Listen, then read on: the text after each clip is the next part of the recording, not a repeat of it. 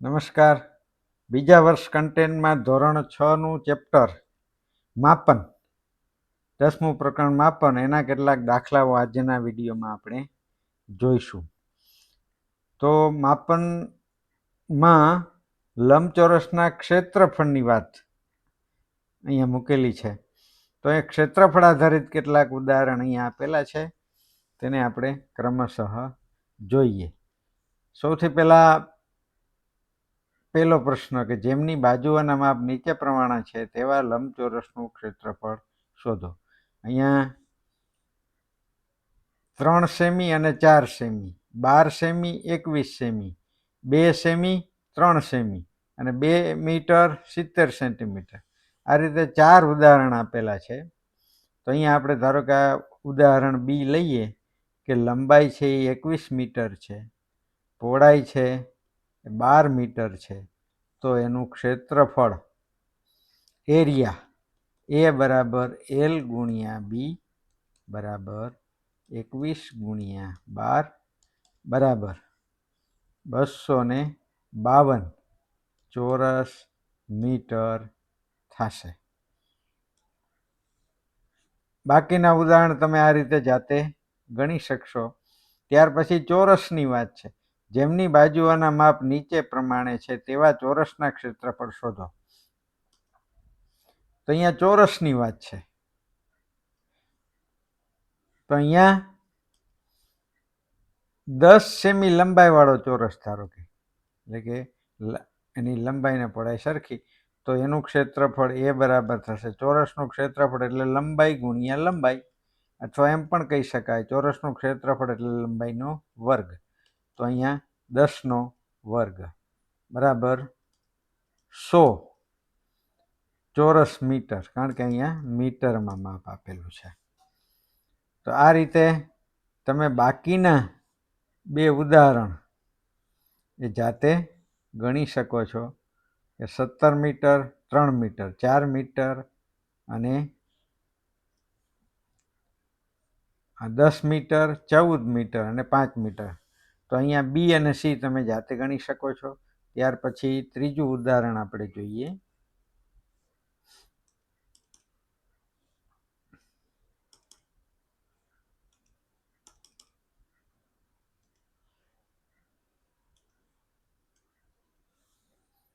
તો ત્રીજા ઉદાહરણમાં 3 લંબચોરસની લંબાઈના અને પહોળાઈના માપ આપેલા છે. તો કોનું ક્ષેત્રફળ સૌથી વધુ અને કોનું ક્ષેત્રફળ સૌથી ઓછું? તો અહીંયા તમે જોઈ શકો છો કે એમાં 9 મીટર અને 6 મીટર છે, બીમાં 17 મીટર અને 3 મીટર છે, અને સીમાં 4 મીટર અને 14 મીટર છે. તો અહીંયા સ્વાભાવિક છે એનું ક્ષેત્રફળ માટે આપણે બંનેનો ગુણાકાર થશે, એટલે અહીંયા 54 ચોરસ મીટર થશે, અહીંયા 51 ચોરસ મીટર થશે, અને સીમાં 56 ચોરસ મીટર થશે. તો સૌથી વધારે સીનું થશે અને સૌથી વધારે બીનું થશે. ત્યાર પછી ચોથું ઉદાહરણ 50 મીટર લંબાઈ ધરાવતા લંબચોરસ બાગનું ક્ષેત્રફળ 300 ચોરસ મીટર છે, તો બાગની પહોળાઈ શોધો. એટલે કે અહીંયા ક્ષેત્રફળ આપેલું છે એ બરાબર આપેલું છે 300, લંબાઈ આપેલી છે 50, પહોળાઈ શોધવાની છે. તો ક્ષેત્રફળનું સૂત્ર એ બરાબર એલ ગુણ્યા બી. તો આપણે બી શોધવાનું છે, તો બી ને આપણે એક બાજુ રાખીએ તો એના છેદમાં એલ. તો અહીંયા એ એટલે ક્ષેત્રફળ આપેલું છે 300 અને એલ આપેલું છે 50. તો અહીંયા છેદ ઉડાડતા 6 મીટર પહોળાઈ, એટલે કે બી બરાબર 6 મીટર મળશે. ત્યાર પછી પાંચમું ઉદાહરણ કે 500 મીટર લંબાઈ, એટલે કે આ 500 મીટર લંબાઈ છે, 200 મીટર પહોળાઈ છે ધરાવતી લંબચોરસ જમીન પર પ્રતિ 100 ચોરસ મીટરે ₹8 પ્રમાણે લાદી બેસાડવાનો ખર્ચ કેટલો થાય? એટલે અહીંયા સૌથી પહેલા તો આપણે ક્ષેત્રફળ શોધવું પડશે. તો ક્ષેત્રફળ બરાબર લંબાઈ ગુણ્યા પહોળાઈ બરાબર 500 મીટર ગુણ્યા 200 મીટર એટલે 1,00,000 ચોરસ મીટર થશે. હવે ખર્ચની ત્રિરાશિ આપણે મૂકીશું. પ્રતિ 100 ચોરસ મીટરના ₹8 છે, એટલે કે 100 ચોરસ મીટરના ₹8 તો 1,00,000 ચોરસ મીટરના કેટલા? ત્રિરાશિ એટલે 1,00,000 ગુણ્યા 8 છેદમાં 100 તો અહીંયા ₹8,000 ખર્ચ મળશે. ત્યાર પછી છઠ્ઠું ઉદાહરણ, એક ટેબલની ઉપરની સપાટીનું માપ 2 અને 1 મીટર 50 સેમી છે, તેનું ક્ષેત્રફળ કેટલા ચોરસ મીટર થાય? તો અહીંયા ઉપરની સપાટીનું લંબાઈ છે 2 મીટર અને પહોળાઈ આપેલી છે 1 મીટર 50 સેમી, એટલે આપણે એમ લખી શકાય કે 1.5 મીટર, કારણ કે બંને માપ સરખા એકમમાં હોવા જોઈએ. તો હવે એનું ક્ષેત્રફળ ચોરસ મીટરમાં જ શોધવાનું છે, એટલે આ બંનેનો ગુણાકાર કેટલો થશે? L ગુણ્યા B બરાબર 2 ગુણ્યા 1.5 બરાબર 3 ચોરસ મીટર એનું ક્ષેત્રફળ થશે. ત્યાર પછી એક ઓરડાની લંબાઈ 4 મીટર અને પહોળાઈ 3 મીટર 50 સેમી એટલે 3.5 મીટર.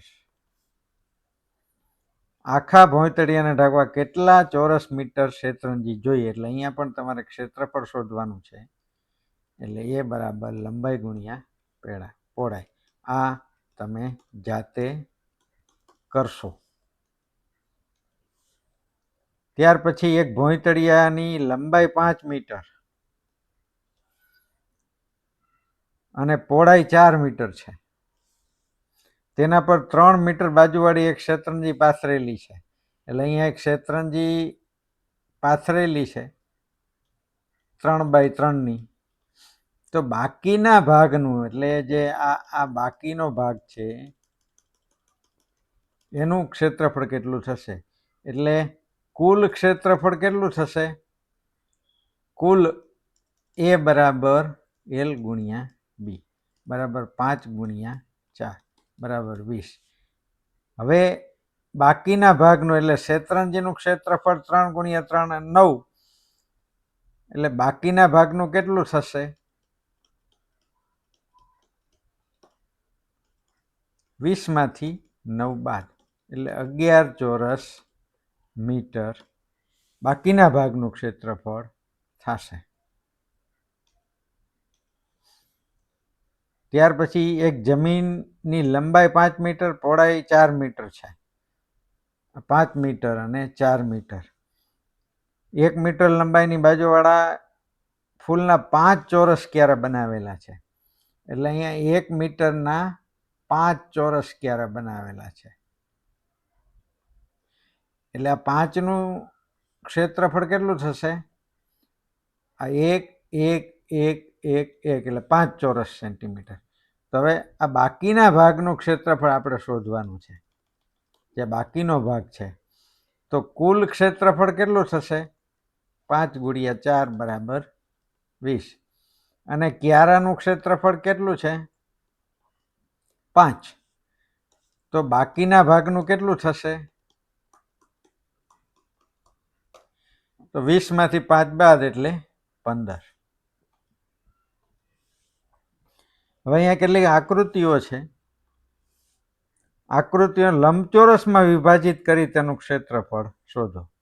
તો અહીંયા ધારો કે આ બી આકૃતિ, આપણે અહીંયા લંબચોરસની રચના આ રીતે કરીએ તો અહીંયા કુલ 3 લંબચોરસ થશે, 1 2 અને 3.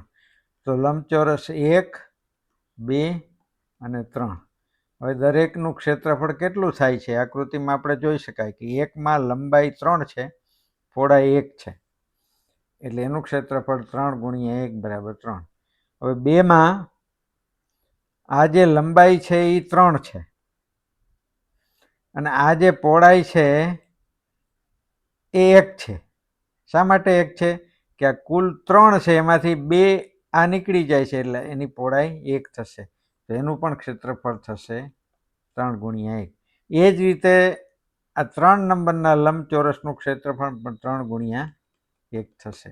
એટલે કુલ ક્ષેત્રફળ એનું 9 ચોરસ સેન્ટીમીટર, કારણ કે માપ છે એ સેમીમાં આપેલા છે. આ જ રીતે તમે ઉદાહરણ એ જાતે પ્રયત્ન કરશો. આ વિડીયોમાં અહીં સુધી આપણે રાખીએ. આભાર.